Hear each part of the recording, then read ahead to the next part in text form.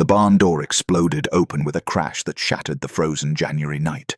Lily Ross stumbled into the snow, clutching her left hand against her chest, her face twisted in silent agony.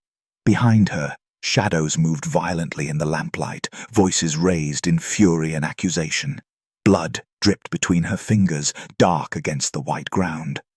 "You had no right!" a man's voice roared from inside.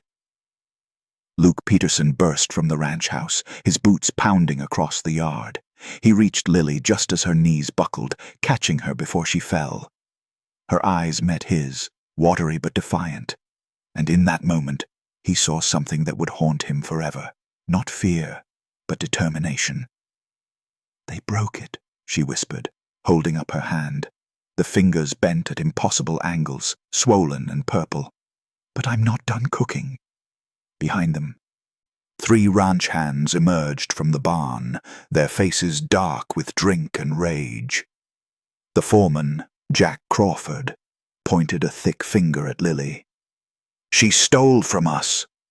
Winter supplies, gone because she fed every drifter who came begging." Luke's jaw tightened. The cold air burned his lungs. Lily's blood stained his sleeve. This wasn't just about stolen food. This was about power, about cruelty, about a town that had forgotten what mercy looked like. If you've ever stood between justice and the darkness closing in, then staying with this story until the end matters more than you know. Tell us in the comments where you're watching from. Let this truth travel as far as it needs to go. But first, you need to understand how it all began. California wasn't supposed to be this cold. January 1885 brought snow that buried fences and killed cattle where they stood. The Peterson Ranch, once thriving with 200 head of cattle, now counted barely 50 survivors. Luke watched them from the porch each morning, their ribs showing through matted fur, their eyes dull with hunger. His father had died 6 months earlier, leaving Luke with debt, dying livestock, and a crew of ranch hands who resented taking orders from a 28-year-old. The bank wanted payment by spring. The winter wouldn't let up. And every day, Luke felt the weight of failure pressing harder against his chest.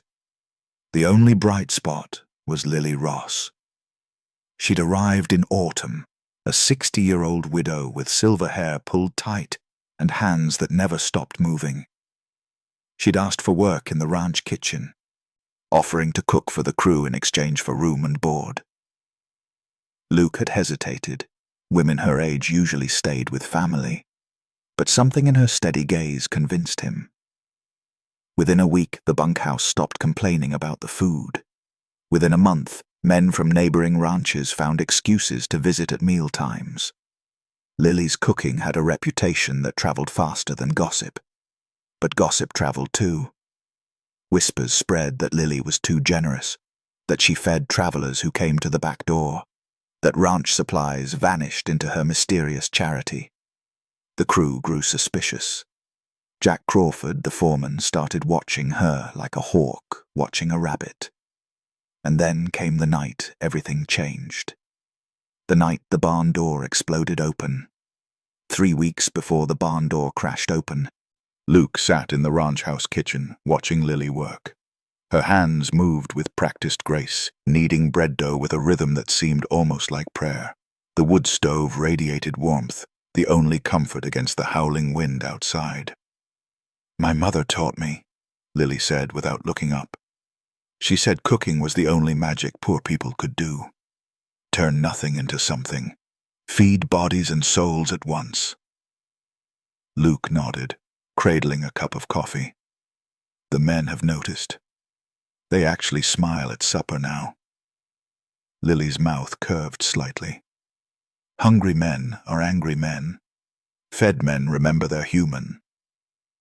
She shaped the dough into loaves, placed them near the stove to rise, then started on a stew. Venison, potatoes, carrots, onions. Simple ingredients transformed by patience and skill. The smell filled the kitchen like a blanket. "You feed more than just the crew," Luke said carefully. Lily's hands paused for just a moment. I do. Crawford thinks you're stealing supplies. I'm using what I'm given. What I do with it is between me and my conscience. Luke wanted to argue, to warn her, but he couldn't. Because he'd seen the travelers she fed, a Mexican family heading north, children with hollow eyes, an old prospector, half-starved and delirious, a young woman fleeing something she wouldn't name. Lily turned no one away. Be careful, Luke finally said. The men are getting suspicious. Lily looked at him then, her blue eyes sharp and knowing. Some things are worth the risk. Outside, snow began to fall again. Inside the bunkhouse, Crawford was sharpening his knife and planning something dark. The explosion came on a Sunday night when the wind screamed like something dying. Luke had ridden to the north pasture to check on the cattle, returning late to find chaos erupting in the barn. Crawford and two other hands, both drunk on whiskey they'd been rationing, had cornered Lily near the grain storage. Sacks lay torn open, their contents spilled across the floor. Crawford held a ledger, his face red with rage. 30 pounds gone in 2 weeks, he shouted, shoving the ledger toward Lily. That's our winter supply. You've been giving it away to every beggar who knocks. Lily stood straight, her hands clasped in front of her. I used what was offered for cooking. The rest I gave to people who needed it more than we do. More than we do? Crawford stepped closer, his bulk intimidating. We're barely surviving. Those cattle out there are dying, and you're playing saint with our food? Those people are dying too, Lily said quietly. Children, Crawford. Families. Not our problem. The other hands muttered agreement. Luke dismounted outside, hearing the commotion, but before he could reach the barn, Crawford made his move. He grabbed Lily's left hand, meaning to drag her toward the ranch house, toward Luke, toward judgment. Lily pulled back. Crawford yanked harder. And then came the sickening crack that echoed through the barn like a gunshot. The sound of bones breaking under pressure, under rage, under a cruelty that had been building all winter long. Lily's scream split the night. Luke started running. Luke knelt in the snow beside Lily, her broken hand cradled between them, like something sacred and ruined. 3 fingers jutted at wrong angles, already swelling purple. Lily's face had gone pale, but her eyes burned with something fiercer than pain. Get the doctor, Luke ordered. Crawford spat in the snow. For what? She's a thief. She deserves worse. The words hung in the frozen air. Luke rose slowly, his hands clenched. For a moment, the only sound was wind scraping across ice. Then Luke's voice cut through, low and dangerous. Touch her again, and I'll bury you in that pasture with the dead cattle. Crawford's face darkened, but he backed away. The other hands shuffled nervously. They'd crossed a line, and they knew it, but pride and whiskey kept them from apologizing. Luke helped Lily to the ranch house. Inside, she sat at the kitchen table while he examined her hand. The breaks were bad. Bones shifted beneath swollen skin. She'd need splints, maybe surgery she couldn't afford. I'll send for the doctor at first light, Luke said. Don't. Lily's voice was steady, despite the trembling in her shoulders. He'll charge more than I can pay. I've set broken bones before. I can manage. Lily, I can manage. She insisted on staying in the kitchen that night, near the stove, near her tools. Luke brought splints and bandages. He watched as she set her own hand, biting down on a leather strap to keep from screaming, tears streaming silently down her weathered face. When it was done, she looked at him. They think they've stopped me. Haven't they? Lily smiled, terrible and beautiful. You'll see. If you've ever felt the weight of injustice press against your chest until breathing hurts, then staying with us through what comes next matters more than words can say. Tell us where you're watching from, because this story needs witnesses. The next morning, Lily started cooking with one hand. Dawn broke grey and merciless. Luke expected to find Lily in bed, broken and defeated. Instead, he found her in the kitchen, her left hand bound in splints and cloth, her right hand already working. The stove was lit, coffee brewing, bread dough rising in bowls. "What are you doing?" Luke asked, stunned. "Cooking breakfast?"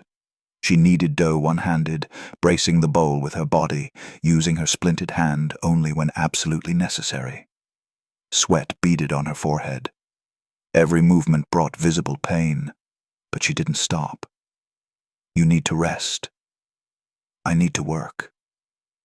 Luke watched her struggle to flip bacon in a pan, nearly dropping it. He reached to help, but she waved him away with her broken hand, the gesture sending a flinch across her face. "Why?" he asked. "They broke you. Let them starve." Lily turned to face him, her blue eyes fierce. "They want me to stop. That's why I can't." She gestured toward the stove with her good hand. "This is the only power I have. My mother taught me that food is love made visible. It's the magic that reminds people they're human. If I stop now, I'm not just surrendering, I'm proving them right." The breakfast bell rang.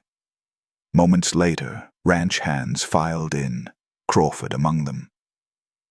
They stopped when they saw Lily at the stove, working one-handed, her broken fingers dark with bruising but her spine straight. The room fell silent.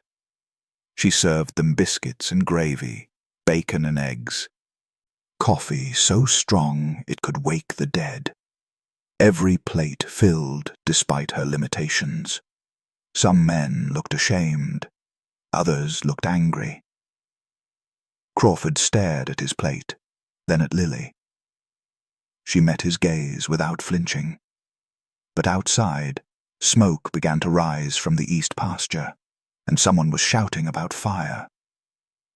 Luke sprinted toward the east pasture, following the column of black smoke rising against the morning sky. Behind him, ranch hands scrambled for buckets and shovels. The winter had been cold, but dry, leaving dead grass like kindling beneath the snow. When he reached the fence line, his heart sank. 20 acres burned, flames spreading toward the barn where they stored winter hay. If they lost that hay, the surviving cattle would starve before spring. "Form a line," Luke shouted. "We stop it at the creek."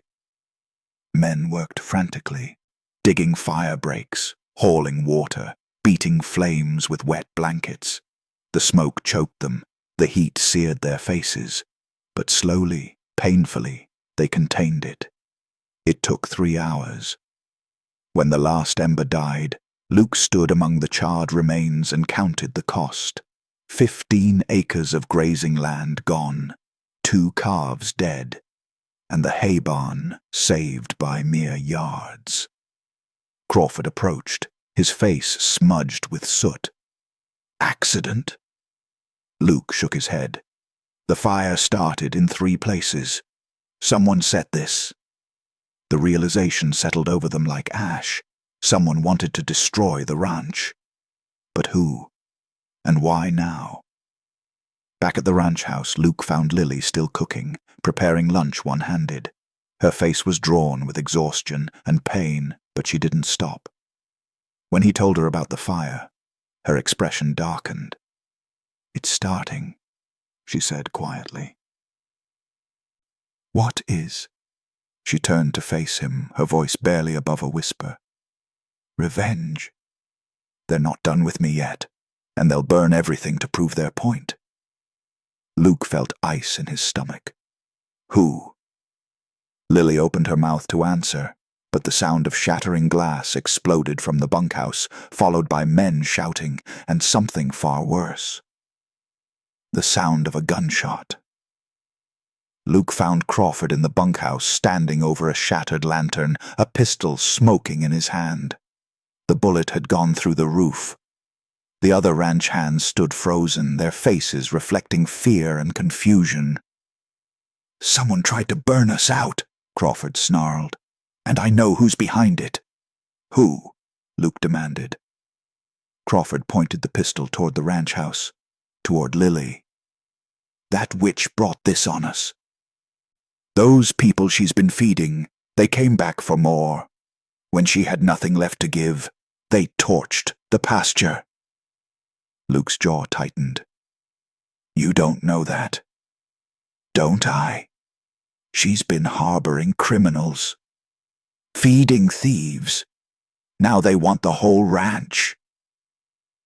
The accusations were wild, desperate, but they found purchase in the exhausted, frightened men around them. Hungry people looked for someone to blame, and Lily was an easy target. Luke saw the situation spiraling. If he didn't act, Crawford would lead a mob against Lily. If he protected her too obviously, the crew would turn on him. The ranch was already dying. One more crisis would kill it completely. That night, Luke sat alone in his father's office, surrounded by debt notices and failing ledgers. He needed a solution that would save both Lily and the ranch. Something bold. Something that would shock everyone. And slowly, painfully, a plan formed. It would cost him almost everything. It would require sacrifice and risk. But it was the only way to break the cycle of cruelty that Crawford represented. The only way to prove that mercy wasn't weakness. He stood, walked to Lily's door, and knocked softly. When she answered, her face pale with pain, he said 3 words that changed everything. "I need you." Lily listened as Luke explained his plan, her broken hand resting in her lap, her good hand gripping the table's edge. "You want to what?" she asked, her voice incredulous. "Sell the cattle, all of them. Use the money to pay the bank, then buy supplies, not just for us, but for everyone who needs them. Turn this ranch into a place that feeds people instead of just surviving." Lily shook her head. "You'll lose everything your father built. My father is dead, and what he built is dying anyway." Luke leaned forward, his voice urgent. "But you've shown me something else is possible. You fed strangers when we had nothing. You cooked with a broken hand when most people would have given up. That's not weakness. That's strength the world needs to see." Lily's eyes glistened. "They'll call you a fool." "They already call me worse. Crawford says I'm too soft. The bank says I'm failing. Maybe they're right. But I'd rather fail trying to help people than succeed by becoming like them." Silence stretched between them. Outside wind rattled the windows. The stove crackled softly. Finally, Lily spoke, her voice thick with emotion. "There's something you should know. About why I came here. About why I can't stop feeding people." Luke waited. 10 years ago, I had a daughter, Sarah. She was 17, traveling west with her husband, trying to start fresh. They ran out of supplies crossing the desert. They stopped at a ranch begging for food. The owner turned them away, said he didn't owe them anything. Lily's voice cracked. Sarah died 3 days later, starved to death 20 miles from that ranch. Luke's breath caught. So when people come to my door hungry, I see Sarah. And I won't turn them away, even if it costs me everything. Before Luke could respond, hoofbeats thundered into the yard, urgent and chaotic, and Crawford's voice rang out. "They're coming! The people she fed! They're coming, and they're armed!" Luke and Lily rushed outside to find chaos. 24 riders approached from the southern ridge, silhouetted against the setting sun. Crawford and the ranch hands scrambled for weapons, preparing for battle.